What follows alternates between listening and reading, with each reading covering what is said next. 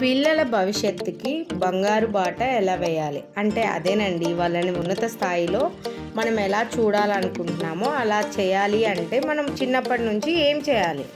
పెళ్ళైన తర్వాత ప్రతి ఒక్కళ్ళు పిల్లలు కావాలి అనేది వాళ్ళ కళ. ఆ కళ తర్వాత వారిని ఉన్నత స్థాయిలో ఉంచాలి, వారికి మంచి భవిష్యత్తు ఇవ్వాలి అని తల్లిదండ్రులుగా అందరూ కోరుకుంటారు.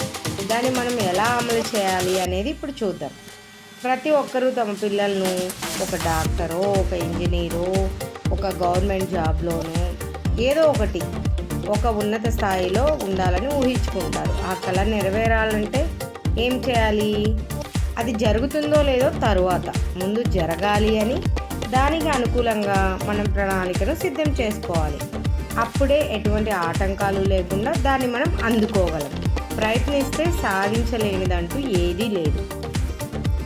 మీరు ఒక బీటెక్కో, ఒక ఎంబీబీఎస్ఓ, లేదంటే ఇంకేదైనా కోర్సో, లేదంటే ఏదన్నా మీ కోరికకు తగ్గట్టుగా మీరు మీ పిల్లల్ని చదివించాలి, మీరు చేయలేనిది, మీరు చదవలేనిది మీ పిల్లల్లో చూడాలి అనుకుంటే దాన్ని చిన్న వయసు నుండే అది చేరుకోవడానికి మనం ఏం చేయాలి? ఎంత టైం చదివించాలి? ఎలా చదివించాలి?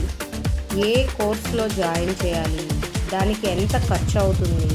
ఇవన్నీ మనం పిల్లలు చిన్నగా ఉన్నప్పటి నుంచే క్యాలిక్యులేట్ చేసుకొని వాటికి తగ్గట్టుగా మనం పిల్లల్ని మోల్డ్ చేయాలి. దీనికి ఒక చిన్న ఉదాహరణ అండి. ఒక చెట్టు చిన్నదిగా ఉన్నప్పటి నుంచే దాన్ని మంచిగా పాదులు చేసి, మంచిగా నీళ్లు వేసి, ఎరువు వేస్తే అది పెద్దయిన తర్వాత మనము ఊహించిన దానికన్నా ఎక్కువ ఫలితాన్ని ఇస్తుంది.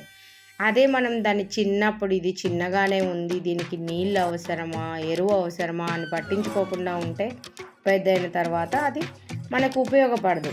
అలాగే ఏదైనా ఒక 100 కేజీల బరువు మనం లాగాలి అంటే అది ఒక్క రోజులో సాధ్యమవుతుందా? మనకి కాదు. దానికి ముందు నుంచి సాధన కావాలి. అలాగే పిల్లలు కూడా మనం పెద్దయ్యాక ఏమవ్వాలి అనుకున్నామో దాన్ని మనం సాధించలేకపోయి ఉండొచ్చు. కానీ దాన్ని ఆ తప్పుని మనం మన పిల్లల్లో చేయకుండా మనం చిన్న వయసు నుంచి ఆ దిశగా వాళ్ళని ముందుకు తీసుకువెళ్ళాలి. అప్పుడు వాళ్ళు అతి సులువుగా దాన్ని సాధించగలరు. ఇది ఒకటి. రెండవది చూస్తే మనం కాలానికి తగ్గట్టుగా మనలో చాలా మార్పులు వస్తాయండి. చాలామంది పిల్లల చదువు ఇంకా ఇల్లు తప్పితే బయట ప్రపంచాన్నే వాళ్ళకి తెలియనివ్వరు. అది అంత మంచిది కాదు.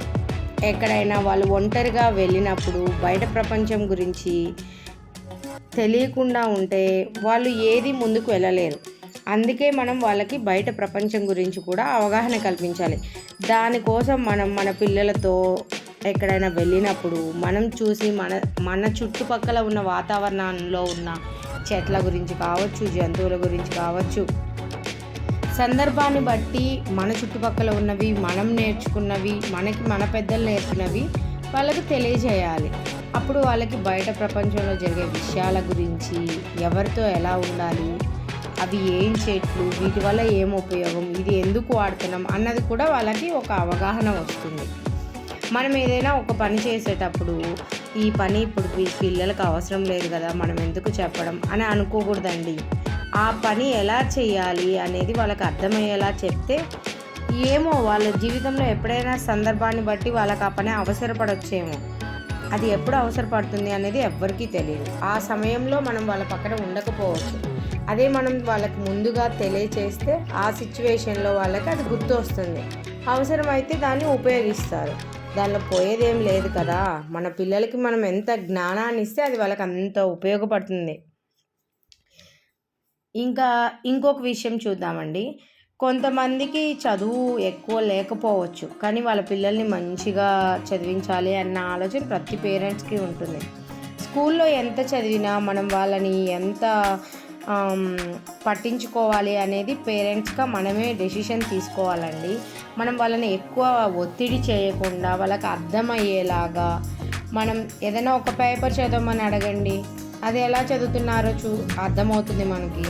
లేదా మీరు ఏదైనా చెప్తూ వాళ్ళని రాయమని చెప్పండి, వాళ్ళు ఎంతవరకు రాయగలుగుతున్నారు అన్నది మీకు అర్థమవుతుంది. లేదంటే మీరు ఏదైనా చెప్పినప్పుడు ఎంతవరకు వాళ్ళు గ్రహించగలుగుతున్నారు అన్నది కూడా మీకు అర్థమవుతుంది. అదే దాంతో పాటు ఈ మూడిటితో పాటు ఒక 100 మందిలో అయినా ధైర్యంగా వెళ్ళి మాట్లాడగలే సత్తా మనం వాళ్ళకి ఇవ్వాలండి. అంటే వాళ్ళలో ఆ ధైర్యాన్ని మనం నింపాలి. అది ఈ 4 ఉన్నప్పుడు ప్రపంచంలో ఎక్కడికి వెళ్ళైనా ఏది చేసైనా వాళ్ళు ముందుకు వెళ్ళగలుగుతారు. సో బయట వాళ్ళ ముందు భయపడకుండా ఉండే ధైర్యాన్ని కూడా మనం వాళ్ళకి ఇవ్వాలి. చిన్నప్పటి నుంచే అక్కడికి వెళ్తే ఏమవుతుందో, ఇక్కడికి వెళ్తే ఏమవుతుందని మనం భయపడకూడదు.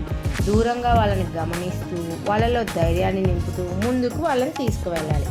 ఇలా చేసినప్పుడు డెఫినెట్గా సక్సీడ్ అవుతారు.